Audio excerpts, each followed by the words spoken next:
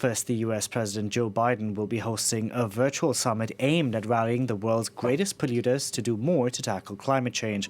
Biden will announce a cut in emissions by 50% by 2030. Around 40 heads of state will be joining the summit today, including the leaders of Russia, China, and India. For more on this story, I'd like to bring in France 24's Environmental Affairs Editor Mairead Dundas. Mairead, we know what Biden's going to say. Is this ambitious enough, this 50% cut in emissions by 2030? Well, this announcement was just made in the minutes really leading up to the beginning of this summit, expected any moment now. There had been wide calls for at least a 50% reduction. Anything below that was seen as categorically too weak. This is not just from NGOs, but also from businesses, also from scientists saying that 50%. So yes, this will be welcomed. It's a 50 to 52% reduction by 2030. It is almost doubling President Obama's previous pledge. It is the most ambitious target ever put forward by a US administration.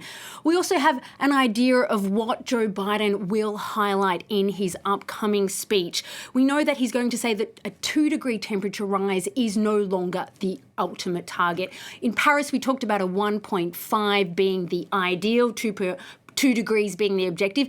Now we've discarded the 2-degree temperature rise. We need to be at 1.5 degrees. Keep in mind, we are already, Delano, at 1.1, so it doesn't give us much wriggle room there. We're also going to hear a lot about the fact that this ecological transition, that this green transition does not mean a loss of jobs. We're going to hear a lot about the fact that there are jobs linked to the green transition. There are jobs in renewable energy. There are jobs in car charging stations. But, I wanted to button there because, the U.S. has $2.3 trillion for this infrastructure bill. The U.S. has money at its disposal to throw at this problem. Other countries don't, and won't other countries like India try and rally the United States to open up its checkbook, essentially? Absolutely. In fact, India won't be making a new commitment at this summit, largely because the Indian Environment Minister has said, where is the money you promised us to transition away from coal? It hasn't been put on the table. There's a Green Climate Fund. This was the International Climate Finance. Actually, President Barack Obama promised €3 billion. €1 billion was given before Donald Trump withdrew money for overseas, for these countries that have more difficulty actually getting across the line.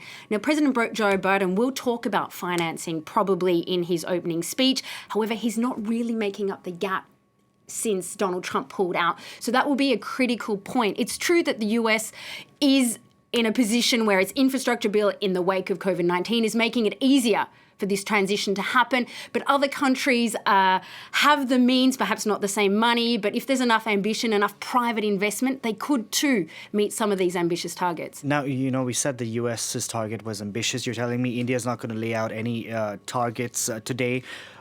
Are we going to get more announcements from other countries, more of what they're going to pledge for between now and 2030?